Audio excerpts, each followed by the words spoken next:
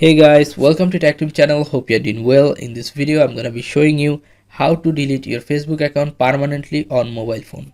So let's go to Facebook first. Now click on three dash icon, which is top right corner. Scroll down and you'll find here settings and privacy. Click on this. Go settings, the first option. Now just click on account center, this box. Now scroll down and you'll find here personal details. Click on this. Now you can see here account ownership and control. Go tap on this. Now you can see two options here, memorialization and deactivation or deletion. If you want to deactivate or delete your account, click on this, the second option. Now click and choose Facebook.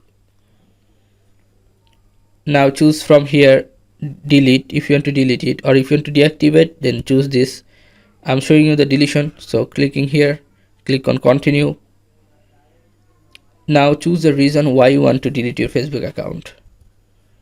Continue again. Now it is showing you again.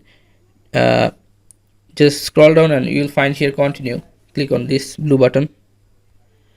Now you have to write here the password. After giving the right password, Facebook will ask you the last or finally if you want to delete it or not. If you click on this confirm, then your account will be deleted.